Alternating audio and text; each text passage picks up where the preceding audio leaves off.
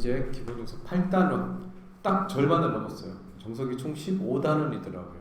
그래서 8단원 2차 방정식의 판별식에 대한 내용이에요. 3학년 1학기 때 배웠던 판별식이 기본으로 깔리면서 판별식이라는 것을 도대체 어디에다가 쓸 거냐라는 게 오늘의 포인트예요. 판별식이 뭔지는 알겠는데 이걸 어디다가 써먹을 거냐. 첫 번째, 판별식 D라고 하는 것은 B제곱 마이너스 4AC인데 이 왜 D라는 표현을 쓰냐면 영어로 discriminant가 판별 혹은 판별식 discriminate 이렇게 하면 판별하다 이런 뜻을 갖고 있대요. 걔의 첫 글자가 D여서 우리가 판별식을 D라고 쓰는 거예요. discriminant. B제곱 마이너스 4AC인데 이거 가지고 뭐 할 거냐 하면 D가 0보다 크면 이 근이 서로 다르면서 두 개의 실수의 근이 되더라. D가 0이면 서로 같은 두 개의 실근이더라. 그리고 우리가 중근이라고 얘기를 하죠. D가 0보다 작으면 서로 다른 두 개의 허근이 되더라. 그래서 근의 개수와 근의 종류, 실근이냐 허근이냐, 한 개처럼 보이는 중근이냐 두 개냐, 이걸 판단하게 해준다는 거예요. 그래서 판별식 D는 쓰면 좋습니다. 자, 그래서 이거 한번 봐요. 2차 방정식이 있어요. 판별식 D에 집어넣었어요. B제곱 마이너스 4AC를 했더니 결과가 7이 돼요. D가 0보다 크네? D가 0보다 크면 서로 다른 두 실근이라 그랬지. 그런데 실제로 근의 공식에 넣고 계산해서 구해보니까 허근이 돼. 아니 선생님, D가 0보다 크면 서로 다른 두 실근이라며요. 근데 이걸 왜 이렇게 됐어요? 자, 판별식은 제한 조건이 있었어요. 단 개수가 언제 쓸 수 있다? A, B, C가 실수일 때에만 판별식 D를 쓸 수 있어요. 개수에 허수가 있는 경우에는 판별식 가지고 접근하면 큰일 납니다. 자, 무턱대고 판별식 하지 말고 개수가 실수인 전제하에, 그런 가정하에 판별식 D를 쓴다. 그 다음 아무런 얘기 없이 실근이다 라고만 얘기하면 얘는 중근일 수도 있고 서로 다를 수도 있으니까 판별식 D는 0 이상이다 라고 얘기하는 거고요. 그 다음 여기가 E, B' 혹은 E, B'의 꼴일 때에는 판별식을 이렇게 복잡한 거 B제곱 마이너스 4AC 쓰지 말고 B', B' 제곱 마이너스 AC를 쓰면 더 간략하고 간단하게 계산할 수 있다. 그러니까 판별식이 두 가지 버전이 있는 거야. B제곱 마이너스 4AC랑 B' 제곱 마이너스 AC랑. 오케이. 자, 이제 이 판별식은 도대체 언제 쓰나요? 크게 네 가지 경우에 씁니다.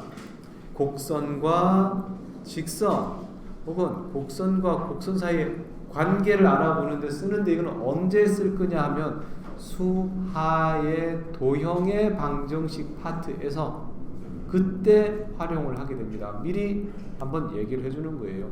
예를 들어서 어떤 곡선과 어떤 직선이 서로 다른 두 점에서 만날 수 있잖아요. 한 점에서 만날 수 있잖아요. 만나지 않을 수 있잖아요. 이런 표현을 나중에 할 거예요. 나중에 얘기를. 얘를 y는 fx라고 하고 직선을 y는 gx라고 했을 때 fx와 gx가 같다고 놓으면 얘는 2차식, 얘는 1차식이죠.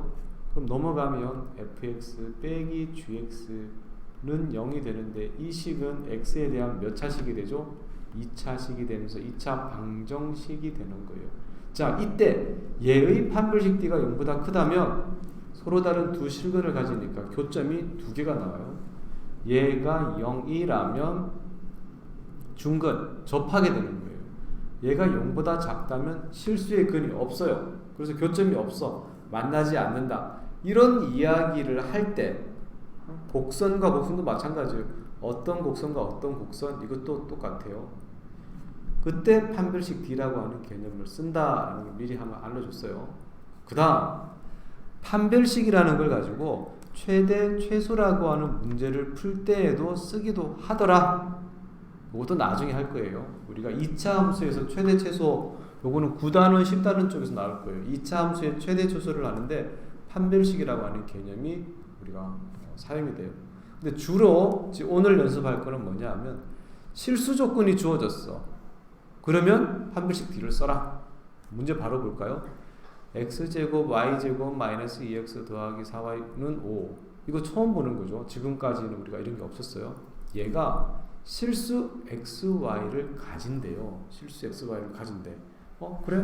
그럼 얘는 x에 대한 방정식이라고, 일단 x가 실수여야 되니까 x가 실근 가져야겠네 라고 하고 x에 대한 내림차순을 쓰는 거예요. 이렇게. 현재는 y는 마치 상수인 것처럼.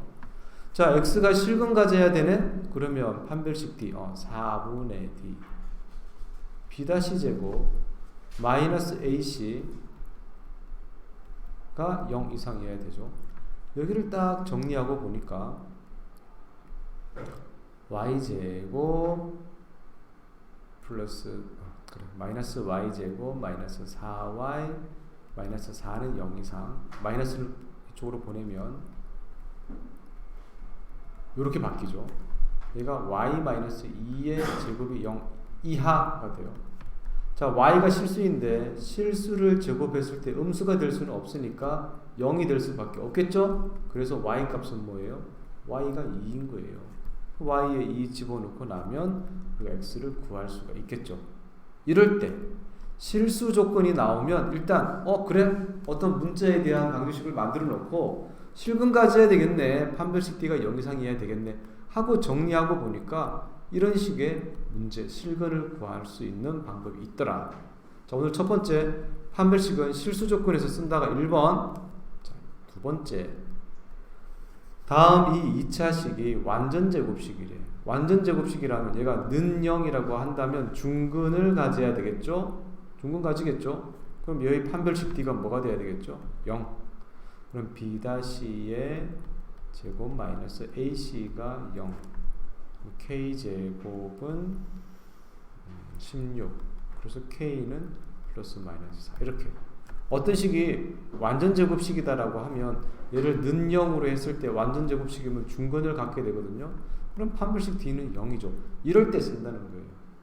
자, 오늘 주로 쓰는 판별식은 근을 판별할 때 제일 많이 쓰고, 첫 번째 근을 판별할 때 쓰고, 두 번째 실수의 조건을 줬을 때 또 쓰고, 세 번째 완전 제곱식이라고 하면 또 판별식을 꺼내라 이런 거예요. 이렇게 해서 판별식과 관련되어 있는 개념은 끝났어요. 판별식을 어디서 쓴다? 근을 판별할 때 한번 쓴다. 실수 조건일 때 한번 쓴다. 완전 제곱식일 때 한번 쓴다. 그 다음에 최대 최소 문제 해결할 때도 쓴다. 그죠? 네 번째, 그 다음에 수하에 가서 도형의 위치 관계를 따질 때 쓴다. 총 5가지 경우에 판별식 D를 쓰는 겁니다.